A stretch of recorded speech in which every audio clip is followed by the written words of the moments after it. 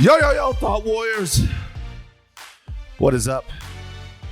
Higher Learning is on. It's Ivan Lathan Jr. It's on. And it's me, Rachel Lindsay. You know what? Van, go. Go ahead. Good. No. I was just going to say, I don't know if we've ever been tagged this much as a podcast. Yeah. For people who are so eager to hear the Higher Learning breakdown of what went down last night at the 94th Academy Awards. Absolutely. And I think no better way to get into this is from your perspective, Rach, because you were there. Why me? Because you were there. Tell us about the night. Tell us about everything that happened. Tell us about everything that went on, Rach. God damn it. Misconception. There is a misleading headline out there that says Rachel Lindsay was the first Black bachelorette. Or no, Rachel Lindsay was the first bachelorette ever invited to the Oscars. I didn't attend the Oscars. I attended the red carpet in the capacity of my job. Just a general overview, the night started out great. People were so excited because they were back on the red carpet. It's been 2 years since we've had a red carpet in regards to the Oscars. Everything's been virtual. The energy was great. The fashion was great. Everyone was talking. Pretty much everyone was giving interviews. But you know who didn't stop by and give interviews? Who? The Smiths. Smith didn't do it. Which was odd. Angry. Because usually when even though the votes were already in, you're still campaigning for your Oscar in the sense that if you do win, you want people to use the beats from your arrival when they're doing their coverage the next day. So it was odd. And I remember my producer saying, it's odd that the Smiths didn't stop and talk. Denzel did. Interesting. Pretty much every other Oscar nominee stopped and talked to some of the outlets. This adds credence to a theory that I have for later on. And I did not put this together until I literally sat here and grabbed the mic on this podcast. I didn't even think about that. Yeah. Now most people, just to put it, most of the nominees will speak to the live shows, but they also speak to the other outlets, at least the main ones, the Entertainment Tonight, the Access Hollywood, the Extra. Smiths did not. They swayed to fans. They might have done a live show later down, but I couldn't see at that point. They didn't stop by the main magazine outlet. So, yeah. And I went home, ordered Wingstop because it was a long day. And I always make an excuse for Wingstop so I can have it when as much as I can. And turned on the Oscars and saw what we all saw. Okay, so guys, I didn't see this live because I am in New York. Well, I was in New York last night shooting Hip Hop Homicides. And I decided, you know what? I'm going to get some sleep. I didn't go to the Brooklyn Nets game, which kind of was the plan. And I didn't feel like having dinner with some friends after the game. So I decided I'm going to get some sleep. I thought, wake up in the morning, catch up early, what happened with the Oscars. I expected to be reporting on what I expected the news to be was that Will Smith won his very first Academy Award, which did happen. But nobody gives a fuck about that now. Not really. Let's just keep it gangsta. No one fucking gives a shit about that now. We have to take you guys through what happened last night. Okay, so Chris Rock comes out to present, I guess it was the Best Documentary Film Award? It was. It was.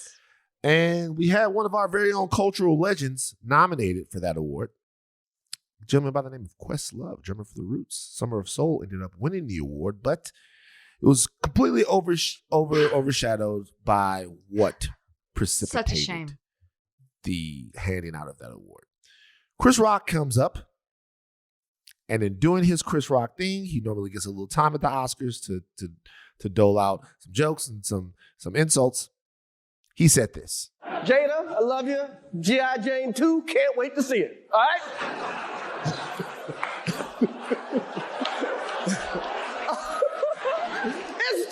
that was a nice one. Okay. For visual, I'm sure everybody listening to this podcast knows this now, but Jada Pinkett is currently bald.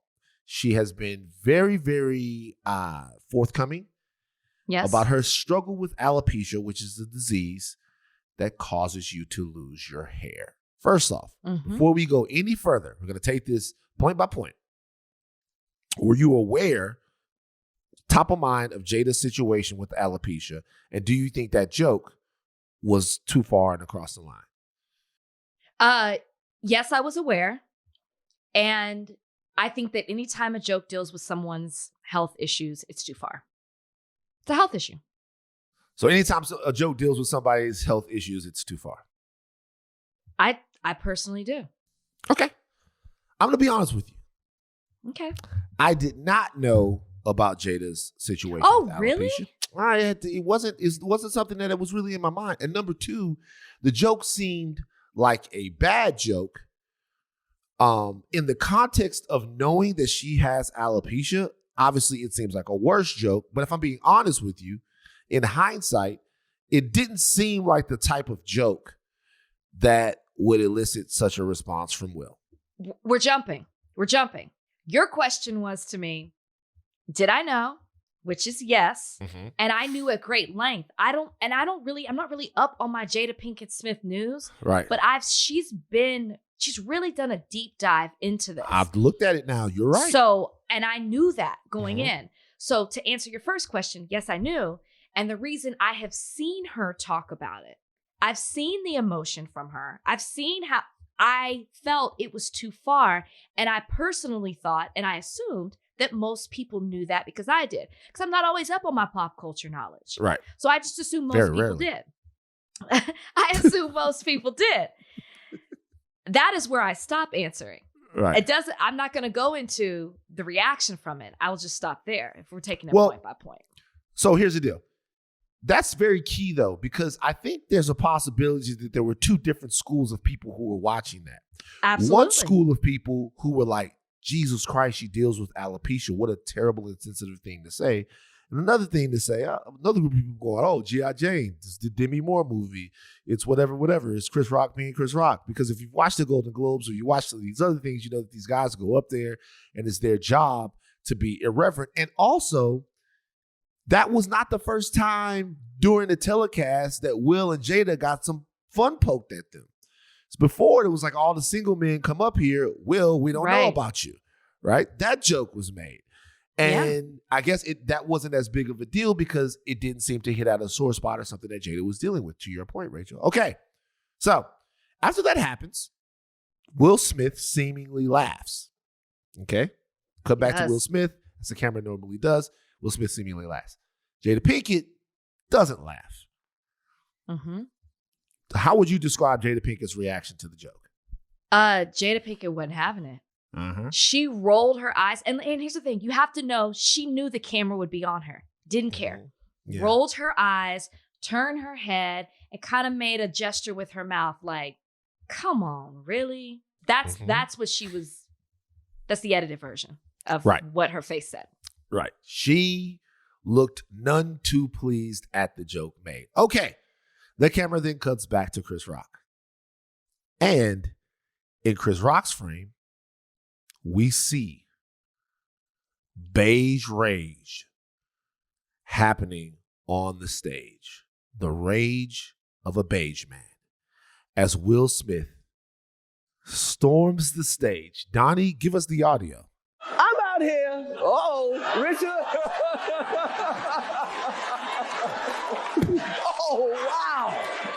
Wow. Will Smith just smacked the shit out of me. Keep my wife's name out your fucking mouth. Wow, dude. Yes. It was a G.I. Jane joke. Keep my wife's name out your fucking mouth. I'm going to, okay? Okay. That was a greatest night in the history of television. Okay.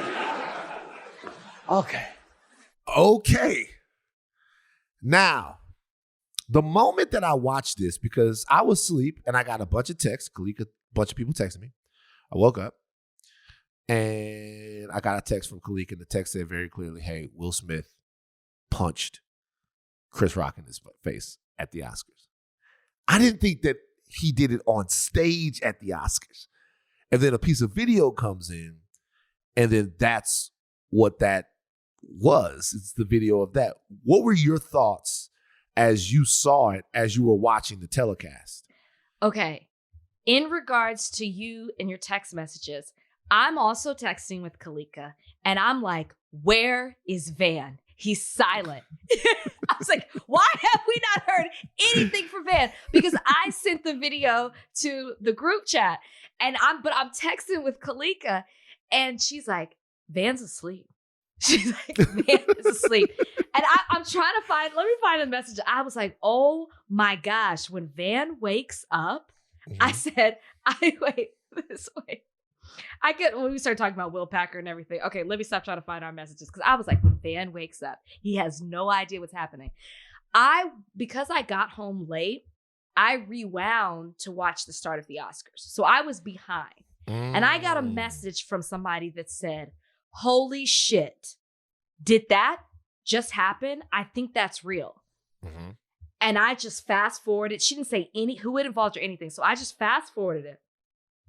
I watched it, and this was so much mess. We like we in high school. I know. This was the version from the Oscars, like the American version. So it wasn't the version we just heard now. I had not seen that yet. Right. So I watched it. I watched the glitch. I watched the silence. I watched Will Smith's face with his jaw clenched tight and him mouth, keep my wife's name out your fucking mouth. I said, oh, this is real. Right. And then I called Billy Bush because we had just BB. No, not because of that. We had just covered the Oscars together. So I wanted to know, but he hadn't seen it. He wasn't up on it either. I think I was just trying to talk to as many people as I could. Brian was out on the grill. I had to yell for him to come inside to watch it. I needed as many people as they could to see what I saw, and I needed their initial reaction because it was so. And I don't want to deep dive too into it because I know we're going to take this bit by bit, but it was just surreal to watch because the sound from the mic, I knew it was a real hit. Mm-hmm. There was no question. Will's reaction was real. Right. I just was like, did this just happen on one of the largest stages, on one of the biggest award shows between two Black men, public figures, and done by one who people might easily regard as one of the most classiest Black men in Hollywood. That was like my initial thoughts. Without deep diving, that was it. Did this just happen? Right. Okay. So, as I watched it, right, I saw the hit, and then it did look for a second like it was a little scripted deal, like a little skit or something, making fun of Will and Jada and all of that stuff like that. And maybe, Will Packer did a fantastic job as Shayla of producing the show, which I went back and watched in its entirety. And that maybe they're having a little cultural fun doing something to get the Oscars on the Shade Room and other places where they normally don't really end up. I thought about a lyric from a Mos Def song where Mos Def says, I'm like the second plane that made the towers face off. The one that lets you know this really not a game, dog. All right? And what that lyric means is, hey, at first, when the first plane hit, people thought maybe this is a terrible accident. The second plane, you knew what the intention was and exactly what the fucking science was. This was a coordinated attack and something that we will be talking about forever. To me, the yelling at him is the second plane. Will's never been that good in his life. If Will was acting, if Will could summon the type of performance and access the type of emotion that he had running through his body when he was sitting down, he'd be the greatest actor of our time. And not winning for maybe the worst performance he's ever had on screen. So I knew, I'm looking at that right now and I see a couple of things. You ever see kids, or not even kids, people right after they have a fight? I know exactly, yes. That look of determination, yet emotionality, yet you've had a fight, even if you won the fight, There's rage, but you still had a fight. You're still everybody's still looking at you. You're in between emotions to a point to where your face is not sure what it should give to the rest of you. Yep. You know, your face can't really give what your body's going through because you're trembling. You're almost gonna cry. He's trembling. Yeah, you're almost gonna cry, but you're too mad. You're telling yourself, don't fucking break. Be mad because we're mad. Well, it's so interesting because that when I close my eyes, that's the moment I see. Because when I talk about that clenched jaw, you can see him shaking. You can also see that, like, I just did that. You can see him going through all the emotions. Like, he's emotional in that moment. It's rage, but it's also, did I just do that? It's worry. It's anger. It's like, when you have a confrontation with someone and you're not expecting it, and it's like you're feeling so many things, you don't know what to do with yourself. That's that look that he had right there. I knew it was real. And then the second time, there's a double down because he gets madder. First time is keep my wife's name out your fucking mouth. Then it's keep my wife's, because now, fuck it, we here. You know what I mean? Like we in this bitch now. Okay. Everybody knows what happened, right? And then we get what we always get. We get the reactions that are coming in. We're going to give you reactions from both sides of this. We're going to start with the fact the initial reactions came from inside the Academy Awards, where people consoled Will Smith. People consoled Will. You had Bradley Cooper, Tyler Perry, and Denzel Washington, at least from what we can see. We don't know who reached out to Chris Rock backstage. Exactly. We don't know what happened, but it seems as if people rallied around Will Smith. Your thoughts on that? The initial reaction, so the moment that you're referring to is we saw Chris Rock go backstage. We have no idea what happened. We saw from inside video footage of the three people you named consoling him. To me, I can't say the word rally in that moment because it was more of like, what the fuck happened? It was more of like, are you okay? It's more of like, you need to calm down. I can't say, because rally lends to me support. And I can't say that's what they were doing. It was more of like, you good? Like, do you need to step out? Do you need a moment? It was during the commercial break, immediate after. Like, if I saw you do that, man, right or wrong, I'm coming to you because you're my friend. Yeah. Period. Yeah. So like that is the reaction that I have to that. I can't say it was support more than it was like, I see my brother in need. Yeah. See, that's the difference between you and me. You do something like that, I'd be like, yo, I don't know her, man. He would not, y'all. Hey. Like, no, you'd be like, take out your phone, like, Rachel, you shit. good? I would be, you know what I would do? This is how fucked up I am. Let me look at your hand. Let me see the hand. I would come and check on you, and then I would go with the person you slap. I'd be like, oh shit, nigga. That's exactly what you said. Now what? Now what you gonna do? Do something. So all of us can jump in your motherfucking ass. The fuck? Yeah, we're not fucking. Yeah, take that shit. Walk it off, nigga. Anyway, so look. Something happened that we all thought was going to happen last night, which was Will Smith won Best Actor. It was his time. His career has hit that level to where he's accomplished everything an actor can accomplish. Will Smith was the biggest star in Hollywood. Will Smith is a cultural a landmark. He is an absolute force of celebrity. He's been not the biggest rapper. He's been a huge rapper. He's been the biggest actor in the world. And now he is minted as an Academy Award winner. 40 minutes after the slap, Will took the stage. I'm going to tell you why I thought it was a rally after we listened to some of the audio of Will accepting his Academy Award for Best Actor for King Richard. I want to apologize to the Academy. I want to apologize to all my fellow nominees.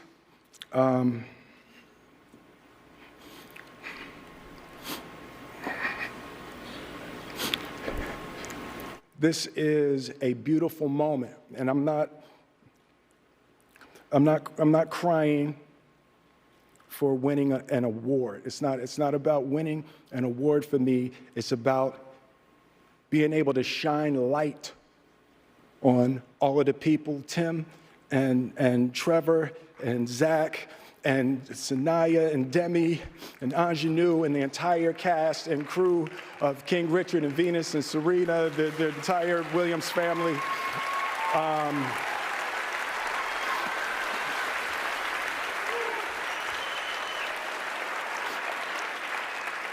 Art imitates life. I look like the crazy father, just like they said.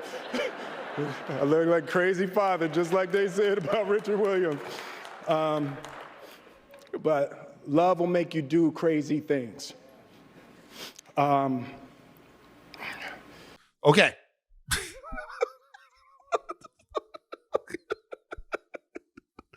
All right.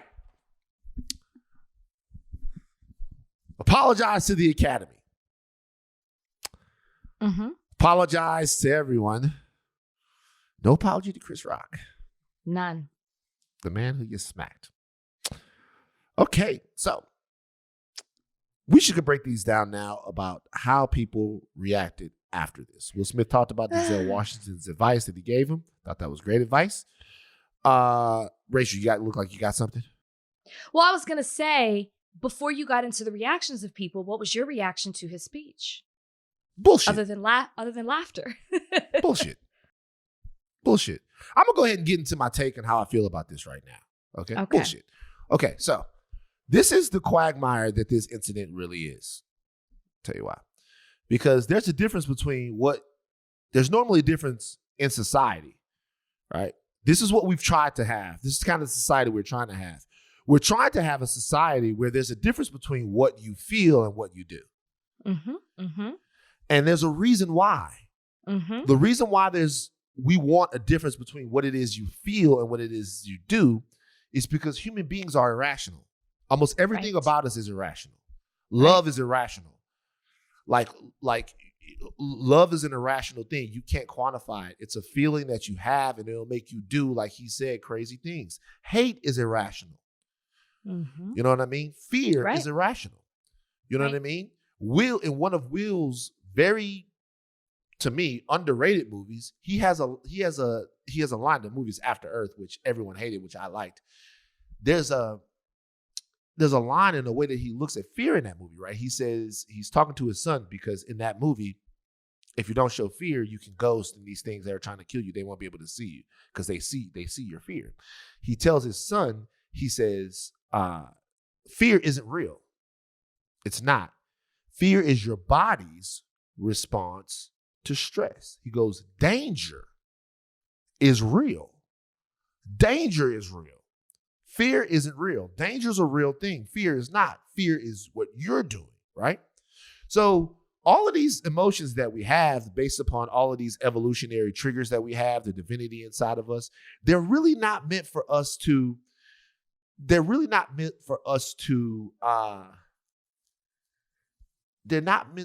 suppress them, but they are meant for us to control them. Those are two different things. You shouldn't suppress your emotions, but you should definitely control your emotions. And I think a lot of times for men, especially for Black men, we get those two things confused, or we're told that they're confused. We're told that controlling our emotions is suppressing them. That's not. Everyone has to control your emotions. After a certain point, we look at everyone as like, you can cry, right? Cry. But at some point, you got to stop crying. Right. You can be mad, right? But at some point, you got to stop being mad. At some point, you have to control your emotions or they will control you. What Will Smith did is absolutely grade A, 100%, 24 karat gold, 1,000 times out of 1,000 wrong. Mm-hmm. No way around it. Absolutely no way around it. Like wrong, capital W, wrong. What confuses the situation is emotion. Yep. That's it. I don't want to cut you off. I want you to finish. No. Anytime you want to jump in, because I'm monologuing here. I am on the exact same page as you, because I after that I didn't even go back and watch the other stuff. I just watched from that moment. And I waited until he won, which we all knew he was going to win that night, right? They can't take it away. It had already been voted on. There was some thought, there was some conversation about that. So when he took the stage, one, this isn't the first time we've seen Will Smith cry in regards to an accepting award for this role in this movie. Okay, so the tears were lost on me, right? I am not surprised by seeing you have emotion in regards and talking about what this film means to you and the people involved, specifically the Black women that you feel the need to protect. What I wanted from Will Smith in that moment was to acknowledge his behavior. And I watched the speech and I turned to Brian and I go, he's going to win the court of public opinion, specifically on social media, because what he just did is blur the lines. He just made people sympathize with him, and he gave people something to say, we understand that. And now people are going to say, oh, but when it comes to this situation, Will gave people a but. I saw through it, you saw through it, but a lot of people didn't. And a lot of people tried to rationalize his behavior because of his tears, because of his speech, without actually realizing what he did not say and separating, I guess, logic from emotion. And I think that there can be multiple things at the same time. And he can feel the need to protect Black women. He can feel the need to be a vessel for certain people. Love can make him do crazy things, but that doesn't excuse what we saw you do to Chris Rock on that stage. And I wish more people would acknowledge that. And it was so irritating to be a part of this industry. And I mean, obviously not every person in the audience responded this way, but to see people stand up, to hear all these applause for him when we just saw 40 minutes before what just happened. And it shows how quickly people are to excuse things and forget when you reach a certain level and a certain status and have a certain amount of money. And if things were slightly different in that situation about the who and the what and the why and the how, it would have been a totally different response. So I'm glad they applauded him, because I'd have been on their ass today if they didn't applaud him. I've watched them applaud some pretty disgusting figures that came across that stage. I want to let everybody know, the Oscars don't have any sort of a high ground here to talk anything. Roman Polanski won an Academy Award for the piano while on the run from U.S. officials after having raped a woman. Okay? So, like, if some assault going down at the Academy Awards, and he was applauded, right? Some assault going down at the Academy Awards, to me, is that's light work for some of the figures that have come across that stage. Light work for some of the people that have held that trophy. Light work for some of the stuff they've turned a blind eye to. That's just the way I look at that. So that makes sense. So looking at them applaud. It's a town full of amazing creatives. It's a town full of amazing people who do amazing things and make amazing motion pictures. But for the most part, it's a town where everyone's trying to gain entry to the same club. Mm-hmm. And the reason why that club is somehow sometimes filled with sycophants is because once you get inside of that club, they feel like only they know what it's like to be inside. Yeah. So if we're all inside that same club of Hollywood elite, whatever it is, which most people that are out in the town want to be in, myself included, let's not get it wrong. The reason why anything that you can get kicked out of the club for, they can get kicked out of the club for. So most of the time, if it's like they'd rather protect you than expose themselves to something that might have damned you. So Will's up there. They're like, hey, this is Will Smith. We've known him for decades. Go ahead and let's forget about it. He had a moment. And by the way, he did. Here's the deal. Will Smith had a moment. This should not be the defining moment of Will Smith's career. Will Smith has done too much good in the world. Will Smith has put too much light in the world for this to be the defining moment of Will Smith's career. But I will say this is where cultural accountability where it becomes sort of a chore, because let's strip any context from around it, right? Any context, emotional context that we understood. What we saw was a black man smack another black man in his face on television, all right? Not that that matters as much, as a form of conflict resolution. The first thing that we should ask ourselves, forget about everything else, is in any situation where we're talking about black people in our culture, when it's between us and our kids, when it's between us and the people we share our community with, us and other people in our family, are we still okay with violence being an acceptable tool to resolve conflict? And I've been as many fights as anyone. I box all the time. I get in controlled violence to make sure that my reflexes stay sharp for myriad reasons.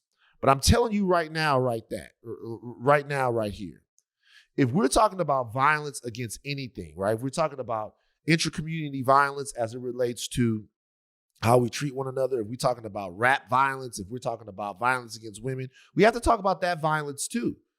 Because that violence, no matter how you feel about it, was unwarranted. If Will Smith had walked up on the stage, done the same thing, grabbed the mic, and admonished Chris Rock and told everyone in that moment how much he loved his wife and how beautiful he thought she was, we're having a completely different conversation tonight, right? Right? But what happened was really, and we all know this, Will snapped.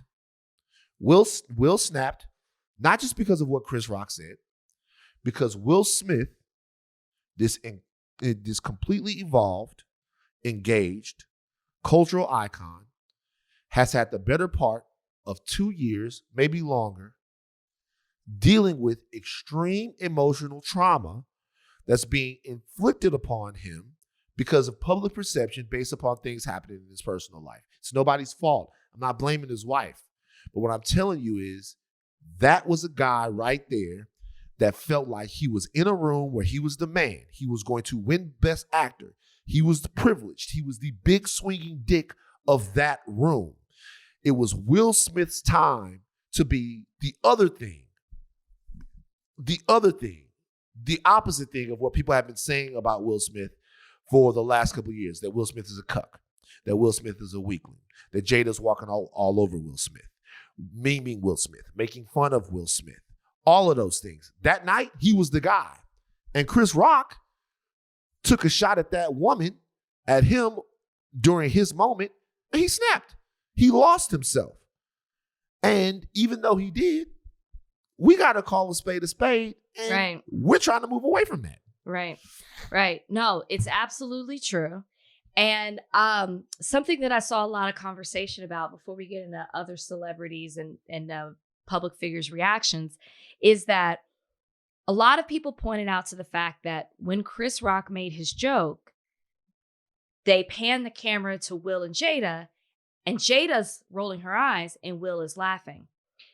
And I even was like, well, Will laughed at the joke at first, right? And then he must have turned and seen Jada's reaction and was like, oh, wait, and nobody really knows, because there's a moment where Chris is still talking. So nobody knows what the conversation or the reaction was with Jada and Will in that moment, except for Lupita, who was right there in between them, table behind.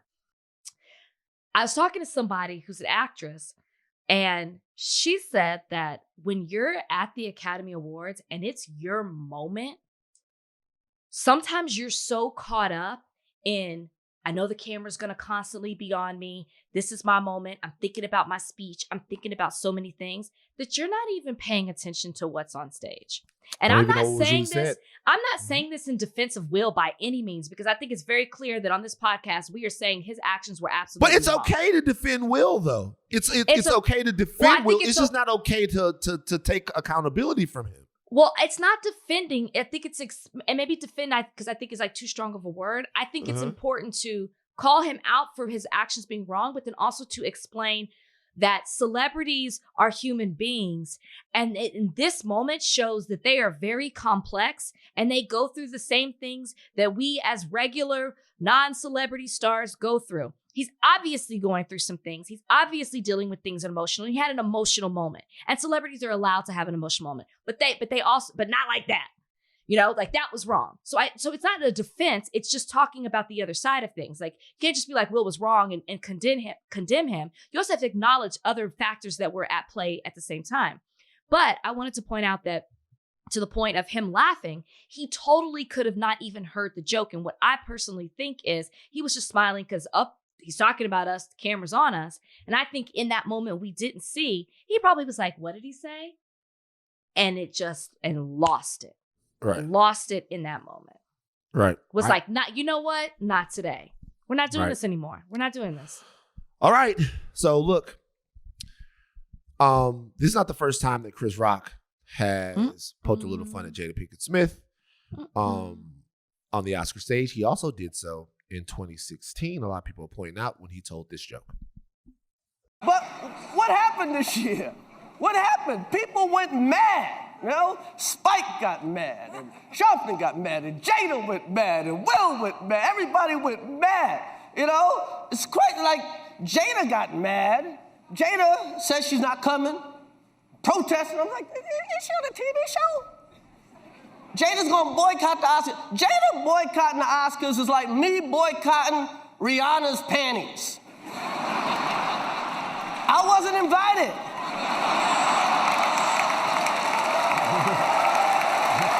Let me tell you why I didn't like that joke at that time.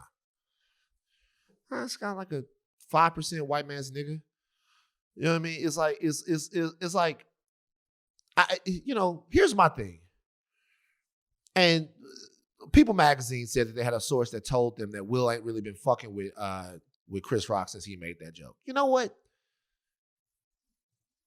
And Chris Rock is as solid. I don't know Chris Rock, right? But as far as his reputation, besides that thing that he did with Ricky Gervais and the rest of those guys, he's got a solid reputation. I'm not here to be the judge of Chris Rock. But it don't feel weird in that room full of white people, like talking about Jada Pinkett and why she felt the need to boycott the Academy Awards and getting laughter off that. That don't feel a little weird. I'm sure it's just that's a little. So there's nothing wrong with that joke. That joke I don't feel like is a low blow, but that is kind of I don't know, man. Like it seems like when we get that power, maybe we ought to let some of those motherfuckers slide like that. Like I don't know. I feel weird about it. I didn't like it though. I didn't even like the Rihanna part of it. I didn't like him talking about Rihanna's panties and like this. None of it landed with me. None of it was funny, but you're absolutely right. So you're absolutely right at the point that Jada Pinkett, whether you like her or not, whether you think she deserved to be there or not, she was trying to stand up for something that she believed was right and actually impacted you being a black man. And instead you chose to make fun of her when she's not in the room for people who are laughing at her for the very people that kept her out of that room or what she's not her out of the room, but just the fact that black people weren't nominated that year. So yeah, it wasn't like you were saying it in a room full of black folks. Yeah, it was a bad joke. Okay, so Will Smith goes on after the Academy Awards. He goes out, he dances, getting jiggy with it, plays, he dances, he takes pictures with his family, with the statue. Look, here's the thing. He's supposed to, like, people are having problems with the fact that he's dancing and celebrating his award win. I'm not sure how else he's supposed to act. He's not supposed to act like anything. But why? You're right. You're right. And why does he feel empowered to act that way? Why does he feel empowered? Because nothing fucking happened to him. He wasn't told to leave. And like, you know what I mean? Like, he wasn't reprimanded at all. So of course he's going to act like that. You are so right. What is he supposed to do? Reprimand himself? Yeah, my thing is, like let him, if it went down, I'm going to go party. Was he supposed to like say this and not? Obviously, he doesn't give a fuck about appearances. He just smacked a man on national television. Exactly. So he doesn't give a fuck. He's out there doing this thing. I had really no issue with it as far as it relates to everything else. But then the takes started coming in, and the takes have been rolling in. We're gonna go through these takes one by one, and then talk about what they say to the larger culture. And what I mean by that is this. This is a moment that sort of has fractured people based around their sensibilities and based upon what they think our responsibilities to one another are, particularly in the Black culture. Particularly in Black culture. I know white people want to be involved in everything, but just drink a mint julep and watch and don't do nothing, just like your ancestors did while slavery was happening. So, like... God.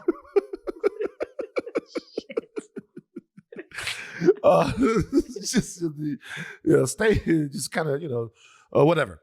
Now the first one and one that I saw trending as soon as I woke up was Stephen A. Smith. Can we run Stephen A. Smith's reaction to this? What Will Smith did tonight was straight bullshit. Props and congratulations to him for winning the Oscar, because damn it, he deserved it. And I love the brother and I'm proud of him, but boy, was that a shameful act for him to commit tonight. To go up on stage and slap Chris Rock like that, he's lucky he didn't get his ass kicked, particularly after the event was over. If not by Chris Rock, to the fellas he had there with him. I mean, damn. Denzel and Bradley Cooper and Tyler Perry having to calm you down, your publicist having to run out and calm you down. I mean, damn, come on, bro. Come on, man. There's no excuse for it, ladies and gentlemen. Don't even try to justify it, okay? Chris Rock said it years ago. Every time Black folks doing something, you know who messes it up. I never dreamed in my wildest dreams I'd be saying that about Will Smith. A Black man, Will Packer, did a phenomenal job producing the Oscars, and you do this to stain yourself, to stain the Academy Awards? Damn. Okay. Craig Melvin also got his take off on this. I got a lot of respect for Craig Melvin. Got a lot of respect for Stephen A. Smith. It's some white man's nigga shit in there. This is your new favorite thing to say. It is. Let's talk about what happened, right? And if we're having a conversation, let's have the conversation centered around how we're treating each other, not how it looks. How it looks for Black people. Every time Black people do something, niggas come and mess it up, is what Chris Rock said back in the day. I'm sick of that. Okay. A couple of things real quick. Stephen A. Smith later came back and said he had no idea about the alopecia that Jada Pinkett was suffering from. So he kind of like dialed back a little bit on his take. Just to put that out there. He dialed back on it in terms. He didn't dial back on the part of it that where he insinuated that we was embarrassing ourselves in front of massa. He didn't dial back on that. Did he say that? No, he didn't say that. That's my interpretation. I know that. I mean, like, but I didn't even necessarily get that strong of an implication. Okay. So to me, when you say every time Black people do something. Because he's talking about the Chris Rock bit, where every time Black people do something, niggas come and mess it up. And he said, I never thought Will Smith would be that. So a Black person did something, and then Will Smith, the nigga, has come to mess it up. So go ahead. What I will say about Craig is that he shouldn't, I personally don't even think he should have. Should we run Craig's? We should run Craig's audio. Okay, let's run Craig's audio real quick and I'm sorry for you guys. I'm sorry for interrupting Rach. I'm sorry for interrupting anyone. No, we need to run it. Run Craig's audio. It's a little closer to what Stephen A. Smith had to say. It was really disappointing. If you're rearing a boy, especially in this country, you spend so much time talking to that kid about keeping your hands to yourself, controlling your emotions. And then there's also this long-held perception in this country that, men of color especially can't control their rage and their anger. And just to see someone who's been that beloved for decades, it was troubling on so many levels.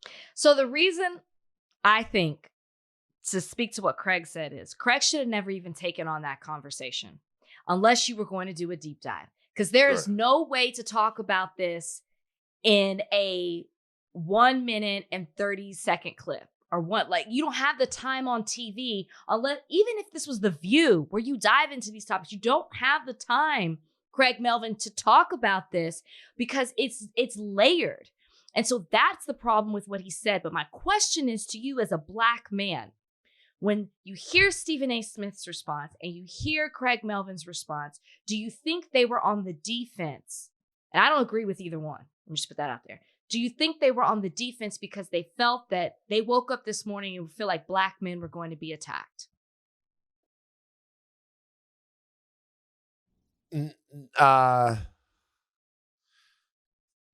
But okay, let's say that they are on the defense. I don't understand how that would be the defense. I want you to just asking. Okay, I know. I get it. I want you to give me something. Everybody. Give me an example of something that's been proven definitively true. Anyone, just throw something out. Something that we know to be true. It's 100% true. It's definitively true. Just throw out examples of something we know is true. The world is not flat. The world is not flat. Despite what people say, we know that the world is not flat. Donnie, do you know something to be definitively true that you would like to add to this conversation? Man evolved from apes. Okay, Donnie's playing around. Like definitively true. Trudy, do you have something that is definitively true? Yes, gravity. What goes up must come down. Gravity is definitively true to the point that something, gravity is definitively true. We know that, right? So let me tell you something else that's truer than all of those things that we know for sure. Good behavior does not exclude you from racism. This has been true. Good behavior doesn't exclude you from racism. It doesn't matter if you're the best. It doesn't matter if you're the brightest. It doesn't matter if you are the most law-abiding. Good behavior doesn't exclude you from racism. This is a fundamental issue in the black community. We've had Harvard professors that have been in their own homes that have been made out to be the perpetrators in those situations after their homes have been robbed or after just for being inside of it, whatever. We've had enough to know that good behavior doesn't exclude you from racism. Stop worrying about standing up straight for people who are intimidated by how tall you are. Don't stand up straight for people who are intimidated by how tall you are. There are a litany of issues for us to talk about in regards to how we treat one another. But the perception of black men, I'm sorry, cannot be one of them. Because the perception of black men isn't a perception that we have. We know who we are. The perception of black men is a perception that they have. And it is not our job to change it. It's not. Because guess what? We tried that. And guess what they did? The same shit. So it's not our job to change that. And to be honest with you, insinuating that it is the most backwards, weak, and status quo worshiping thing that you can do. Will Smith lost his fucking mind, walked up on the stage, smacked Chris Rock. Ain't got a motherfucking thing to do with me, except for the fact that I would like to instill a way for us to do better. But I didn't do nothing. And if I'm at an award show next week and someone thinks I'm going to get out of my seat and smack somebody because Will Smith did it, they have the problem, not me. I hate it. You're 100% right. I just think that you're right. It's their problem, not yours. But I don't think it changes maybe some people feeling like, and I'm not, again, I don't agree. That we gotta be better. Not that we gotta be better. No, you can stop that talk. That talk. It's not that we gotta be better, but you feel like we talked about this before, that maybe you feel like people are going to lump you. And I think that may be where they were coming from. Oh no, now there are going to be those people. It is their problem, but it's also inevitable that you're going to, that the others will start saying, like generalizing, because that is human nature. What. Right. That's human nature. That's what they do.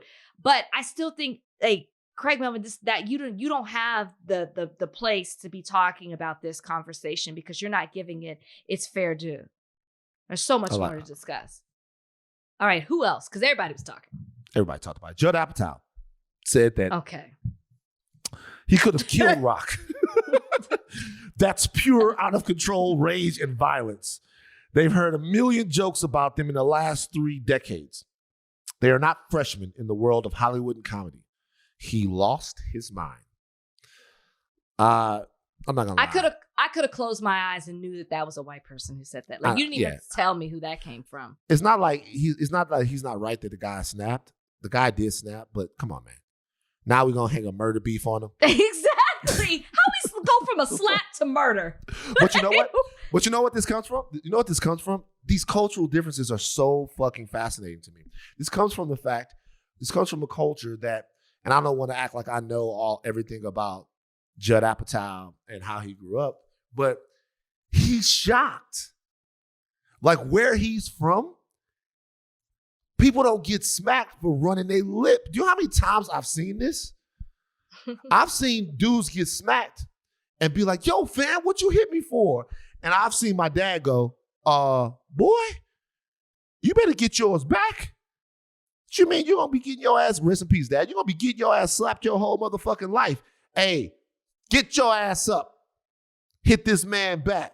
Keep your hands off my motherfucking nephew. Get your ass up. Like making them defend themselves because we came from a place to where somebody might get mad enough to slap you. But if you the nigga that gets slapped, you're going to get slapped all the time because you are going to become a waste station for everybody's trauma, bad feelings, and unexpressed angst because we got so much of it.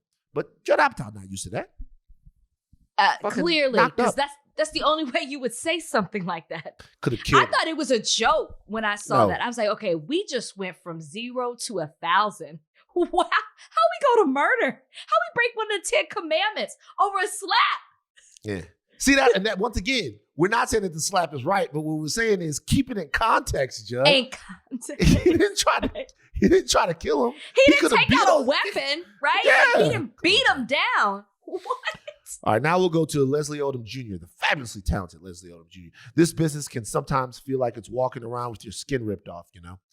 It's a very vulnerable thing, and I think we saw 2 artists with their hearts open. It's a vulnerable moment. Sometimes it's messy, but it's always beautiful when it's the truth. Nigga, what the fuck are you talking about?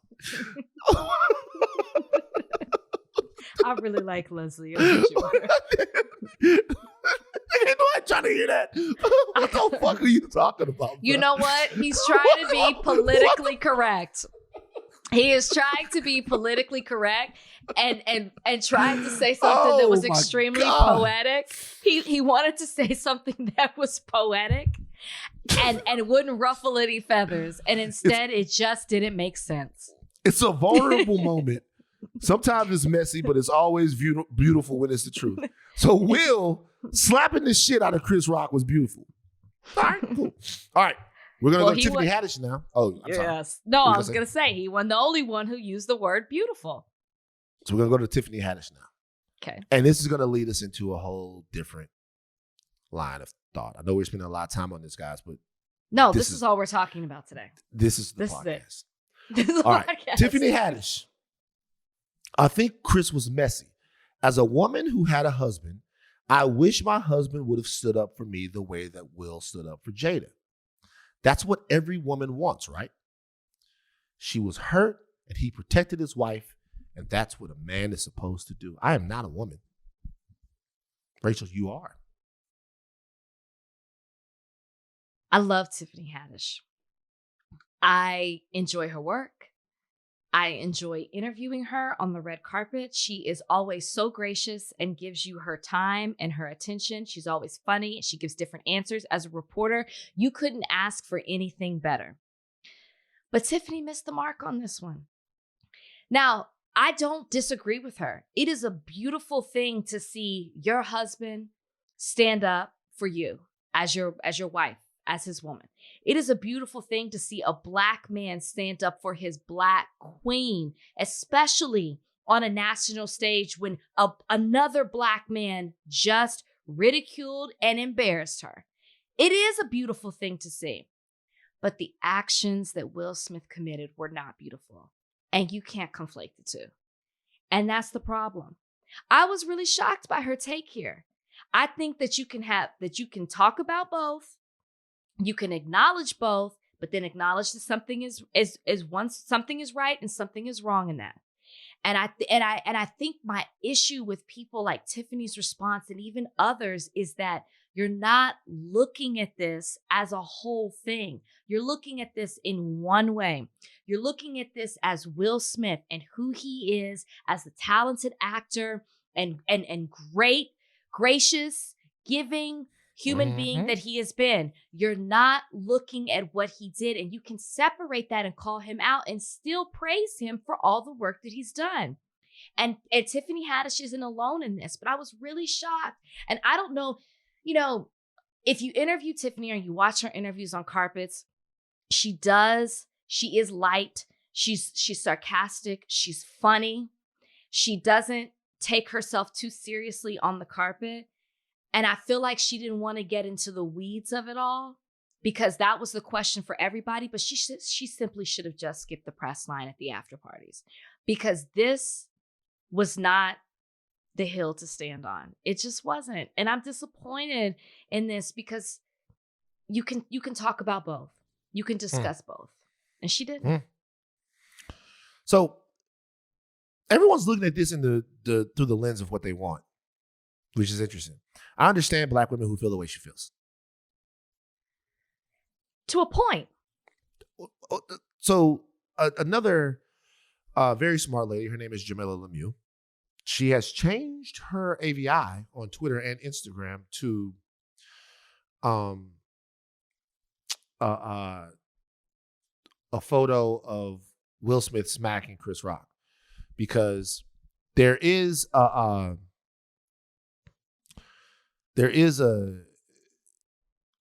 contingent of Black women, a large contingent of Black women that feel unprotected, unseen, and unprioritized by Black men, right? This reminds me of something that I always talk about from the movie The American President. It's part of The American President, Michael Douglas just talking to Michael J. Fox. Okay, you remember this movie, The American President, where the president gets a girlfriend? Yeah, whatever. Anyway, they're talking about whether or not Michael J. Fox is going to come back and whether or not Michael Douglas as the president is going to come back and respond to people who are criticizing him about his girlfriend, whether or not he's going to be a leader. And some of the best writing that Aaron Sorkin has ever done, Michael J. Fox listens to him and he says, listen, you got to be a leader. People need leadership. People crave leadership.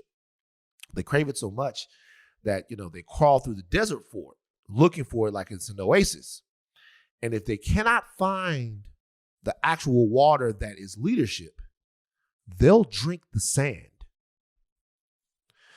Meaning somebody wants something so bad that if they don't see a genuine example of it, they'll take it in whatever form it appears, right? And that's what a lot of people are doing with this situation. We want so bad to be respected by white people that will admonish a brother for doing something that embarrassed himself and say that he embarrassed us all, right? We want so bad to be protected as Black women. I'm not talking like I'm a Black woman, I'm saying, but I know that my sisters want to be protected, they want to be seen. So this mutated, dripping with patriarchy and machismo form of protection is seen as something positive. I think if we take a step back, this is not what we're talking about. Number one, we want a situation where Black women feel so protected that we don't have to look at situations like this and use this as examples of it. I get that he was protecting his wife. I understand that, right? But even in protecting people, there's a right way to do it and a wrong way to do it. Judd Apatow said that he could have killed Chris Rock. Now, he wasn't trying to kill Chris Rock, but what if he would have taken a glass from somebody's table, broke it on the stage, and then shoved Chris Rock in the neck with it? I think we all could be like, that's too far, right? So in my opinion, striking him for that situation is too far now. But once again, it's emotions. I understand it. But in this particular situation, sure, I think a lot of people who are giving Will a pass because he was protecting his wife, I think they're drinking the sand. I really do. I think that I think personally, I get it. How about this? I'll meet them halfway. I'll tell you one thing, I would rather him go too far than don't go at all. But we still have to recognize when he's gone too far. Yeah. I think that they're different. Right. Like, nobody's saying that it was wrong of him to hit him. It's almost like how the where and how it took place. Nobody would have had a problem if he would have whispered, like, let's have this conversation backstage and knock the shit out of him backstage or somewhere else or at the after party or whatever. I follow Jamila on social. I just think that it's, again, looking at it like Tiffany Haddish, very one-sided. You can have both. You can be proud that he protected his Black queen, but then also acknowledge that what he did was wrong. There's a way to do both. I think that's exactly what we're doing on this podcast. I think you can do both things. It was a beautiful thing to see him stand up for his wife. I really appreciated that. But I didn't appreciate the violence. And I got a text message from somebody this morning that wrote me because they knew that I covered the Oscars. And they said to me that they wanted to give a different perspective. And they said, if you've ever been the recipient of that kind of anger and rage, you probably had a little PTSD reaction to both the slap and the shouting. I flipped it on just as I was about to go to sleep, just in time to see it happen. Then, of course, I scoured Twitter and heard the shouting. I couldn't go to sleep for hours because it took me back to that place. It was a trigger. I still have tightness in my chest and an unsettled feeling from it, and seeing it replayed this morning. And then she goes into a personal story of it happening to her. Yeah. But I think people don't tell Ellen Pompeo that this ain't got nothing to do with her. But I think what people don't realize is the reason you have to call something out as wrong is because it can affect. It was not Ellen. Because it can affect. You don't realize the impact that violence, like what we talk about Kanye West and the psychological harassment.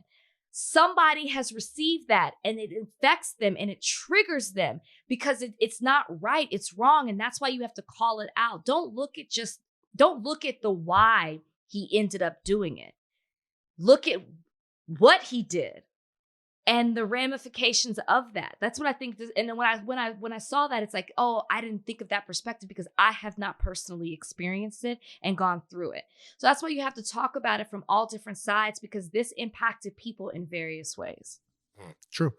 Look, by the way, I want to confuse. There are certain situations where violence is completely appropriate, right? I mean, I just be honest with you. Sometimes, I mean, sometimes you defend yourself. Sometimes you have to do violence to stop people from doing violence to you. Sure. Sometimes violence is appropriate.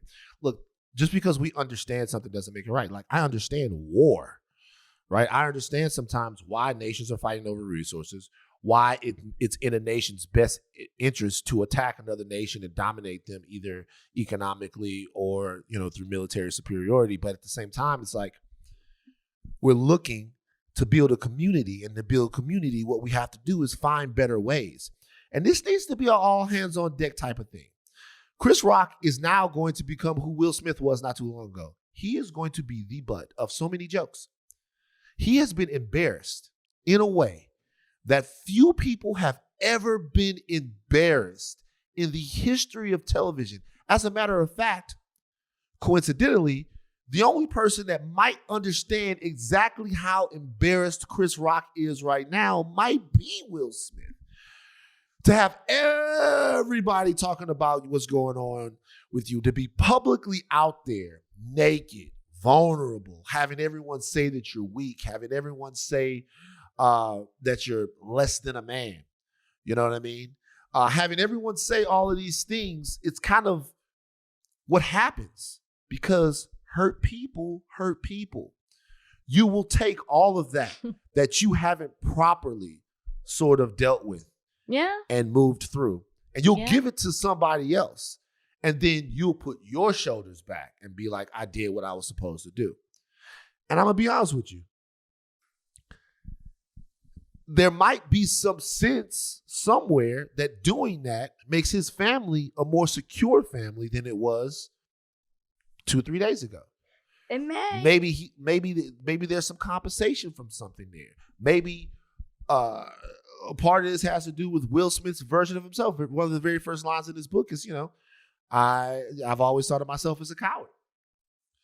I've never thought about Will Smith as that. As a matter of fact, what I've always thought about Will Smith, and it's very interesting, I've thought about Will Smith as maybe the strongest person in that entire industry.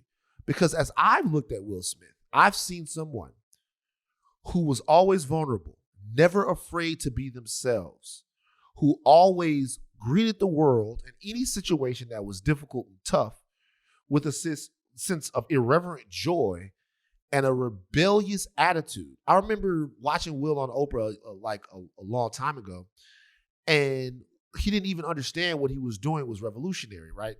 When I was a kid, the one refrain I always heard from my parents was stay in a child's place, right? Mm-hmm. Stay in a child's place. Adults are talking, don't talk while the adults are talking. And what we don't understand, at least in my opinion, is sometimes we arrest children's development. Like when I would be with other people's families and stuff, I wouldn't see that. I'd see kids talk back and forth to their parents in ways I'll be like, God damn, you can say that to your mom?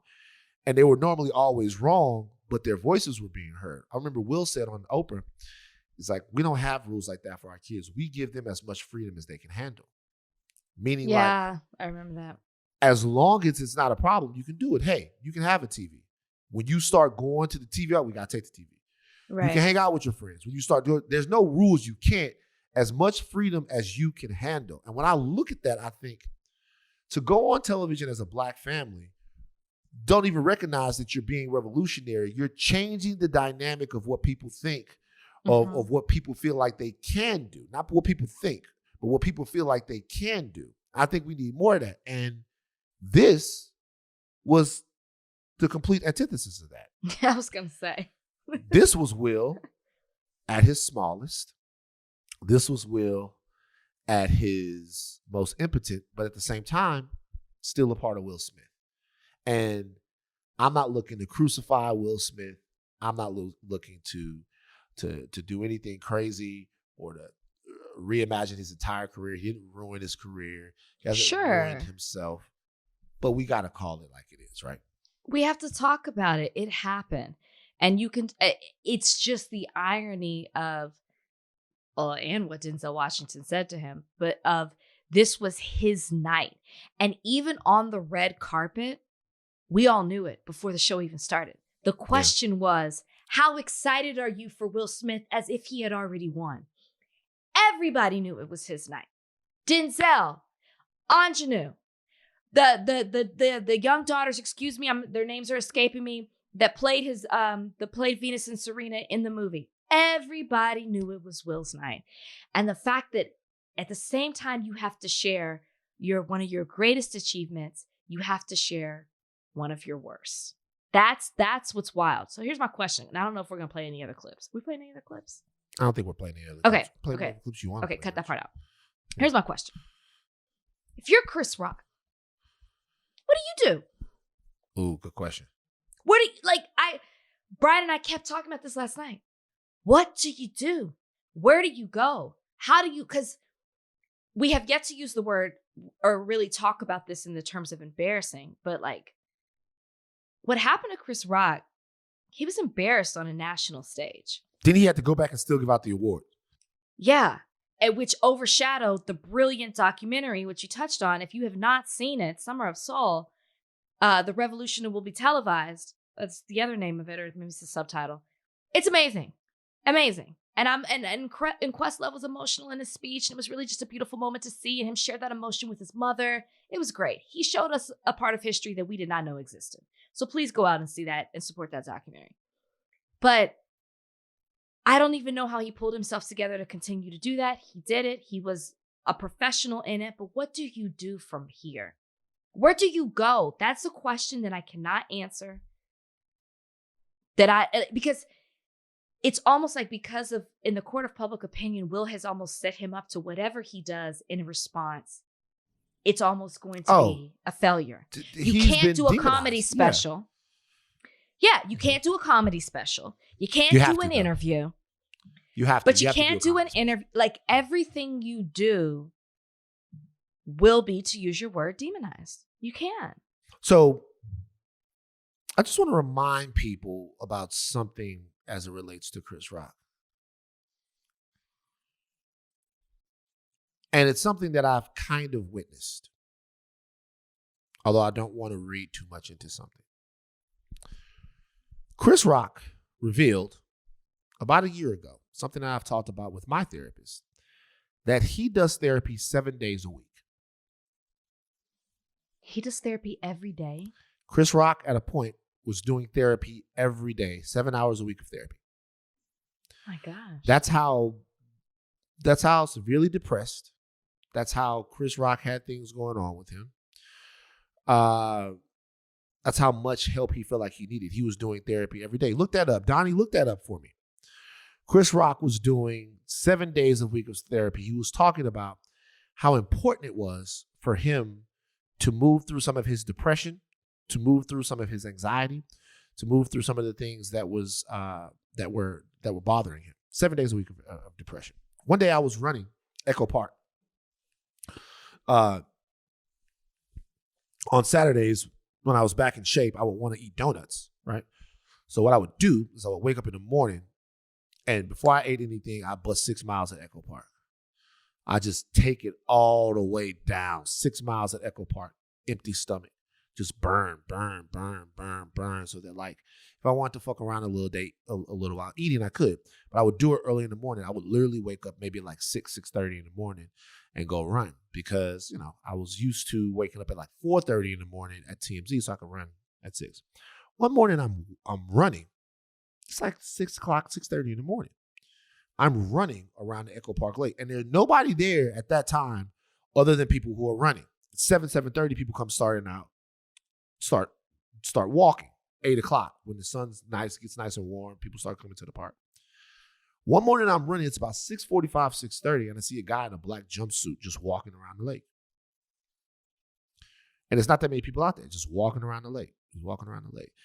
And as I come up to the side of the lake that's nearest to the street, I look at the guy, and by the way he's walking, I go, oh shit, that's Chris Rock.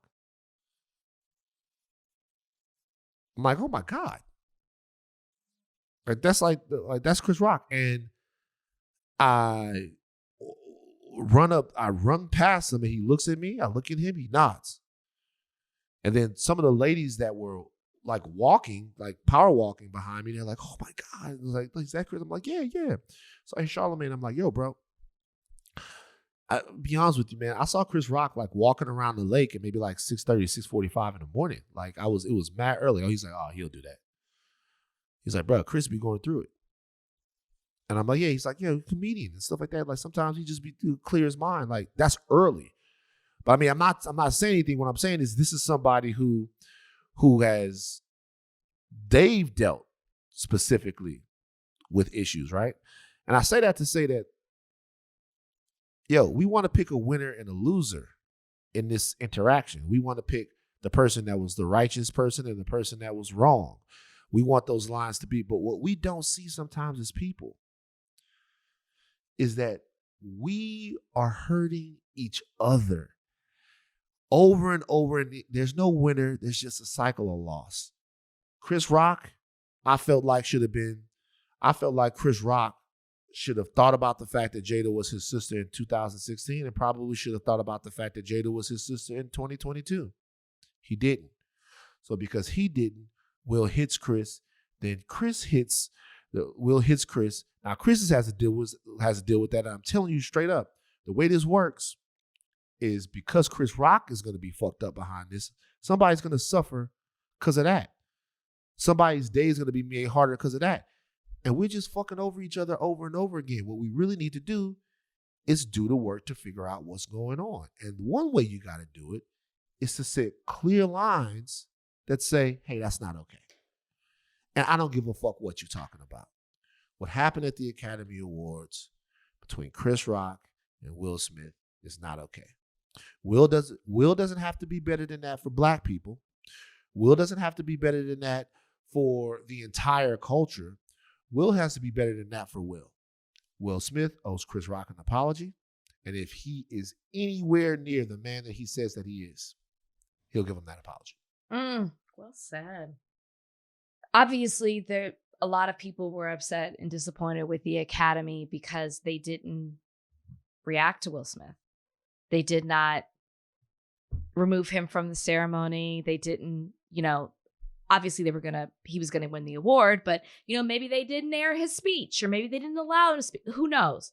Will Smith was not reprimanded in any way for his actions when he literally assaulted somebody on national television, right? Then cursed him out. The Academy has now spoken out. The Academy has now issued a statement and said that they do not condone the actions of Will Smith. My question to you: what do you think should happen to Will Smith in regards to what happened? In the context of the Academy, should he be suspended? Should he lose his membership? Should he have his award taken away? So the Academy has absolute zero moral high ground, as I said before, to take Will Smith's Oscar. They have less than nothing to say about his Oscar. If the Academy tries to take Will Smith's Oscar, they will have made a big fucking mistake and an enemy of Van Lathan who doesn't mean anything to the Academy. Okay. So the Academy has absolutely zero right to take Will Smith's Oscar. They have no moral high ground to take his Oscar. That to me is an absolute joke. Can't do that, right? Did the Academy take Harvey Weinstein's Oscar? Right. Did the Academy awarded an Oscar to Roman Polanski, right? There are other people who you could argue, and I don't want to get into a whole thing, but Elia Kazan, who named names in the situation with the Hollywood blacklisting back in the day. He's a fantastic filmmaker, but some people weren't cool with that. You know what I mean? Some people weren't cool with that at all, okay? However, that does not mean, so the Oscar itself to me has been earned. They can't take the Oscar away. They just have no moral ground to do that. We've seen guys get arrested, people beat each other up, all kinds of stuff. Academy Award winners, they can't do that. They do not have to let Will Smith attend the Academy Awards, though. They don't have to let him come to the award show for X amount of time. Now, I want to be honest with you guys. If they were to do that, and I'm not saying that they should, I'm saying that they could, and I would have no problem with it. If they were to do that, our knee-jerk reaction as black people, as people who love Will Smith, would be to say, that's not fair. Our knee-jerk reaction to Will Smith being told that he could not come to the Academy Awards, that he could not present next year, that it would be a 2, 3, 4, 5-year ban from Will Smith being at the Academy Awards, we would think that there was something wrong with that. The reality is there's not anything wrong with that. The reality of the situation is if you went there and acted out and hit somebody like that, then I think the Academy is totally within their fucking rights to say Will Smith can't come to the Academy Awards for 5 years. To say that Will Smith can't come to the Academy Awards for fucking 10 years. If they wanted to, they could say Will Smith can never come back to the Academy Awards, right? Wouldn't be any skin off his fucking neck. He already got his statue. He's been a bunch of times before. So really, I think that would be getting off kind of whatever. He's not going to face any legal situation. It doesn't look like Chris Rock is going to sue him, although we don't know that. So yeah, I don't think they can take his award, but if they want to bar him from that ceremony, then sure, I would have no issue with that, and I don't really see a way that they won't do that. Is this breaking news? Oh, we have a statement from Will. Oh, let's on do it. social Okay. media. Statement from Will Smith. Do you want to read it? Sure, I will read it. This is breaking news. On Instagram, Will Smith 8 minutes ago just posted a statement. Said, Violence in all of its forms is poisonous and destructive. My behavior at last night's Academy Awards was unacceptable and inexcusable. Jokes at my expense are a part of the job, but a joke about Jada's medical condition was too much for me to bear, and I reacted emotionally. I would like to publicly apologize to you, Chris. I was out of line, and I was wrong. I am embarrassed, and my actions were not indicative of the man I want to be. There is no place for violence in a world of love and kindness. Van? There's more on the next page. Oh, it's a 2-pager? Yeah. Okay, excuse me. I would also like to apologize to the Academy, the producers of the show, all of the attendees, and everyone watching around the world. I would like to apologize to the Williams family and my King Richard family. I deeply regret that my behavior has stained what has been an otherwise gorgeous journey for all of us. I am a work in progress. Sincerely, Will. It's good. Of course it's good. It's good. It's a good apology. I wouldn't expect anything less. Everybody pop on. Donnie, Trudy, whole family, little family thing. Does this change anything for you? How does this apology that we are literally just getting as we're doing the podcast, which by the way, everybody who recorded their podcast before and blah blah blah, y'all didn't get the full fuck it in your mouth. So what do you think, Rach?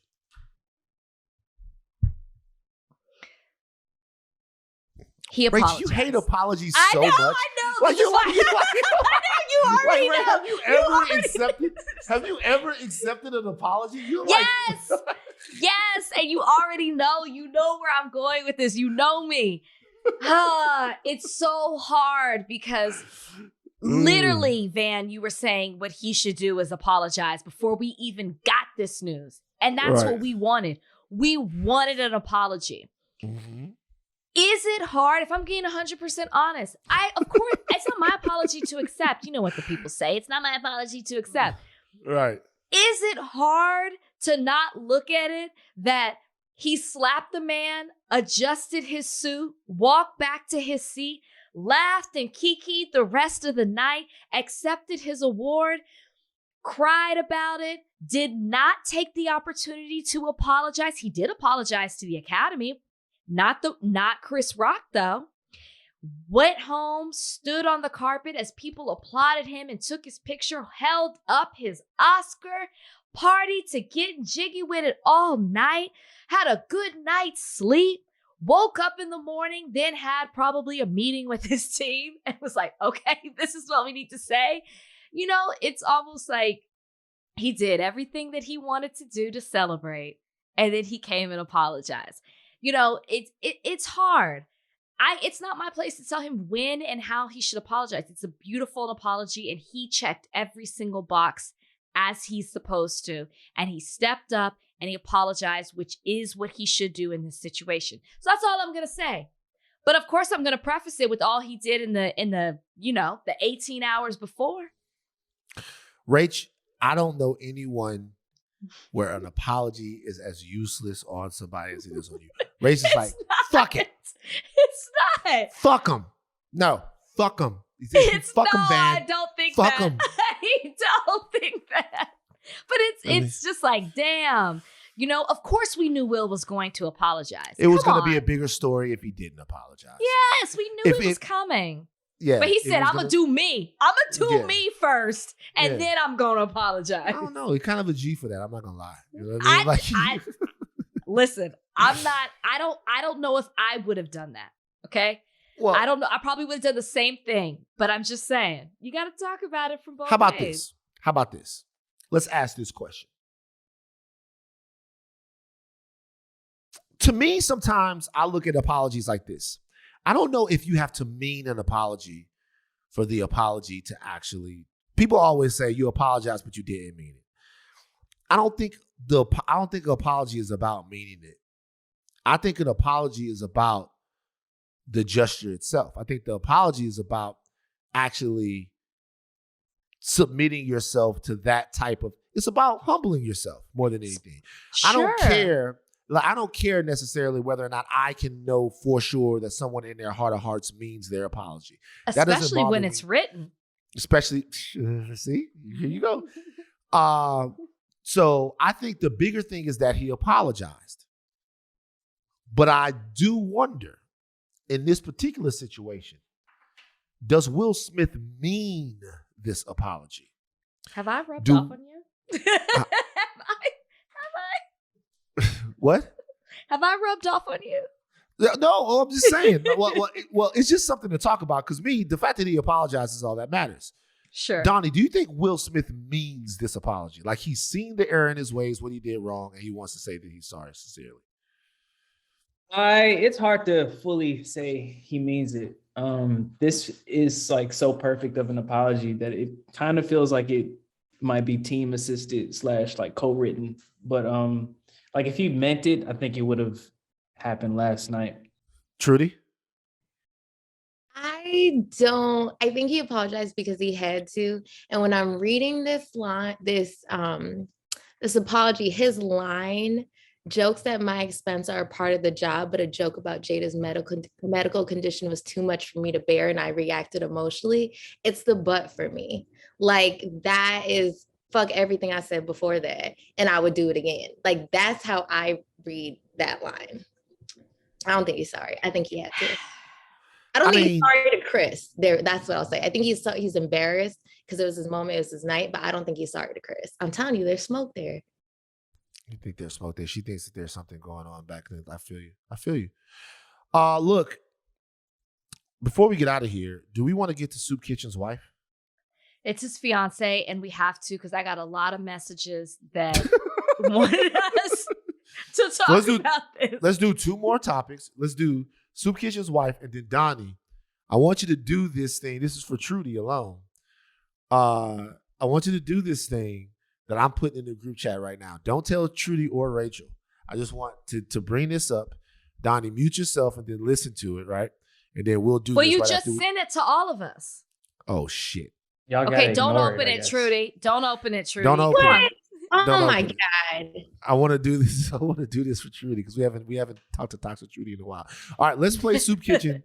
Let's play. What's Soup Kitchen's girlfriend's name? His fiance? Lauren Zima? Mm-hmm.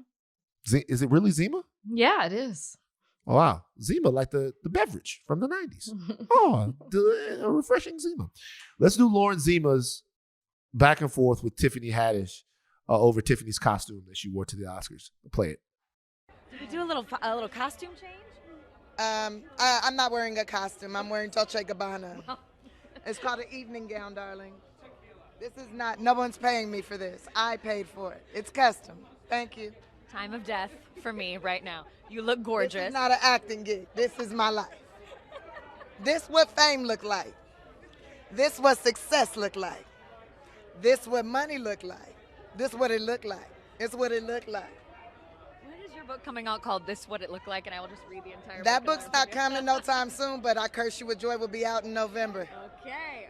And Layla, the Last Black Unicorn, will be out next month. I'm doing so much right now. Okay. I'm just, trying to accomplish a lot of things before 50. What are you doing? I'm wondering something. You're out here with no shoes on. I'm jealous. No shoes on. Here's the thing. I'm from Chicago. And you out here with no shoes on? This is warm weather to me. I know. It's hot out here to you, right? I have absolutely no problem with what she said to Tiffany Haddish. I don't see the problem. The costume? Do you think Tiffany overreacted? I don't think Tiffany overreacted. I think Tiffany is a beautiful, brilliant woman and had some fun with the lady. And I have no problem with Tiffany having fun with the lady. But it's called a costume change. And they call it a costume change. It's not. When if you're hosting the show she and didn't you host come the out, show. I know, but traditionally, professionally, they'll say if you change in the night, they'll be like, "Oh, costume change." It's like that term is thrown around very loosely. She wasn't calling her gown a costume. I'm sorry that I have to be on the white woman's side, who are wrong 53% of the time. But it. No. It First of all, you can't. They call it a costume change. No, on Am the I red tripping? carpet. If she was in the show and she was on stage as if she was doing some type of performance, I absolutely get that. But when you walk a red carpet, you don't typically say a costume change. You're like, oh, you don't. I'm telling you. I'm telling you. I know I'm not saying you're wrong, but Donnie, this is I'm not playing with you. You're right. Fuck it. I'm wrong. You know what? No, I'm nigga. just saying you don't typically say this. But you know what I will give credit to? Hold on. I do this, nigga. I do this. Fuck that. Rachel Wright. Fuck her. Fuck Zima. No. Fuck Zima. I'm gonna take the Zima, I'm gonna pour it out. Fuck Zima. No. I do this, nigga. The fuck what I'm I will about, say that will surprise people is it is tough to be on a red carpet and you have been out there for hours and hours and hours and multiple people are coming up and you got to come up with stuff off the top of your head. You got to give props to the way that Lauren handled it with like just being like time of death. Time of death was this, you know, like acknowledged it and was like, I'm just gonna let Tiffany keep talking. I gotta eat this one. You know, she was like, can I buy the book on this? I actually thought she was witty in the way that she handled the situation because that's not always easy to do. And people mess up on carpets all the time. I ain't taking up for Lauren. I got to acknowledge the fact that it's not easy to be a reporter. And the way that she handled that was pretty good. But I thought it was funny because so many people were sending it and were like, look like somebody else is in line for the soup kitchen. Soup kitchen. Oh, no. Thought warriors, y'all are funny. Shout out to Tamika. Tamika sent me something. I responded back to her. Y'all are funny. Yeah, I'm telling you. You know what they are? Is they're like they're gonna get married when they're gonna get married. I don't know. I would not be the one to know. Their new surname is gonna be the Soups. 2 of them. The Soups. What are you? I chicken noodle. Take you, chicken and rice. To be my lawfully wedded, the soup kitchen, the soups. I'm not gonna lie. That I'll do this hit hard. You really scrambled my brain because, like, I've only ever heard rappers say that. Yo, man, I do this. You know what I'm saying? I've only ever heard rappers say that, and I've never heard anyone use it correctly in the flow of conversation like that. Like, he was like, "Yo, man," I'm like, "I'm going back and forth with you, nigga. I give up. Fuck her." She was wrong. But I do. You do? Oh, no. That's the thing. You have authority. And I've messed up. And I've messed up before. So that's why I have to acknowledge that the way she handled it was really good. Really good. Soup kitchen is. But she also got embarrassed. Tiffany said, what do you do, though? I've accomplished all this before 50. What you do, though? Oh, you out here barefoot on this carpet? You out here barefoot on this carpet? I thought it was funny. What, you going to an antebellum party later? Look. All right, before we leave, I want to get Trudy's opinion on this message. Donnie, do you have it for me? You go. So here's this guy apparently matched with this woman on some dating profile, some dating app. I'm not sure which one it is. It could be Hinger, Bumblebee, whatever they are. And they were going back and forth about a potential date, and this is a message that he sent her as far as what he thinks about them dating. Check it out. I'm doing pretty good. Let me just go ahead and cut to the chase. I don't know what you want, what you're looking for. People say they're looking for one thing, their actions display another. So here's what I'm proposing. We can vibe, we can chill. A lot of women get on this app and the first thing they want to say is, I'm not hooking up, I'm not fucking, I want your time and energy. I say, okay, cool. That's exactly what y'all about to start getting out here, just time and energy. So here's what I'm proposing in a respectful way. I understand you may not want to open up your legs because something of value is there to you. Well, something of valuable is in me opening up my wallet. So I don't want to use something valuable. You don't want to use something valuable. If it's mutual, let's do that. But what we can do is we can go on a date. You can spend your money on you. I spend my money on me. We can walk. We can talk. We can have any conversation. But that money stuff, nah, that finesse ain't gonna happen no more. Not even with $5. So let me know if you want to move forward. If not, that's okay.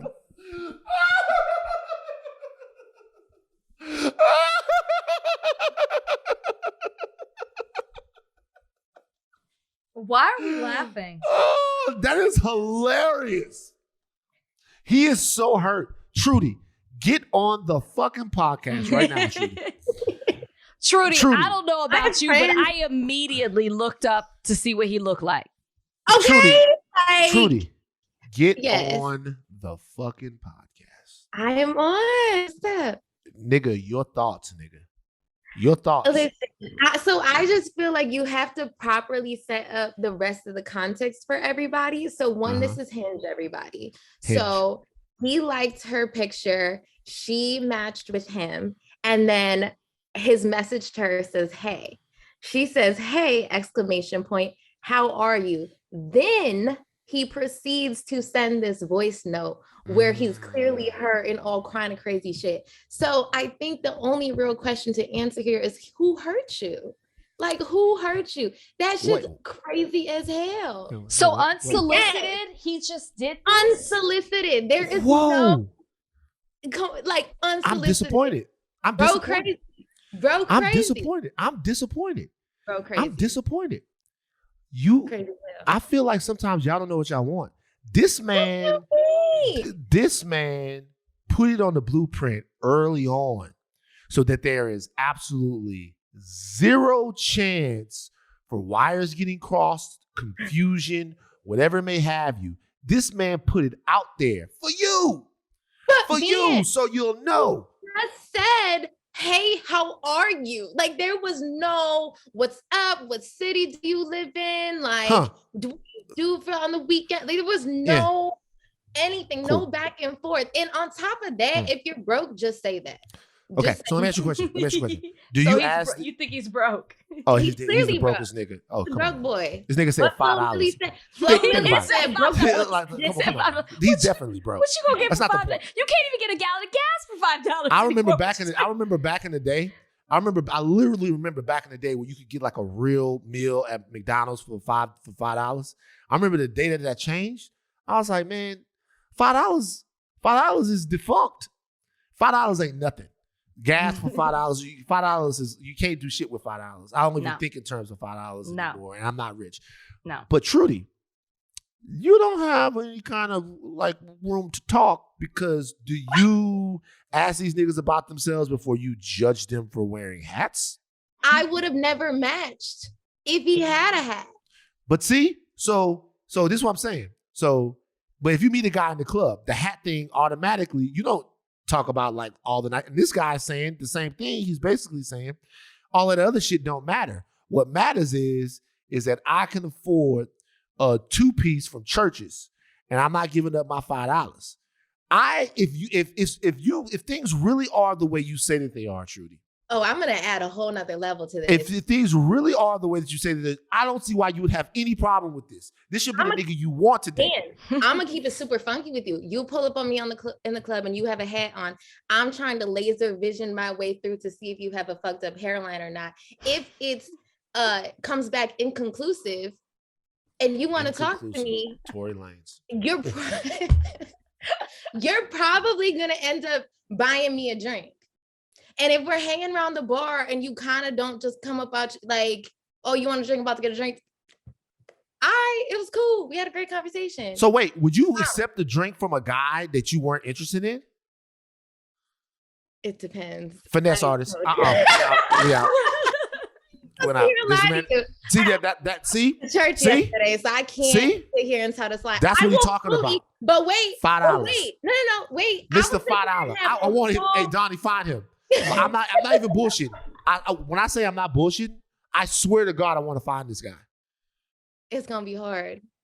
But just help me understand how we went from a hey to this full-out voicemail. What did we miss in between? That's the only thing that I don't understand. But you know what? You know who could give us the answers? This guy. Find him. More than happy to have him on the podcast. And you know what?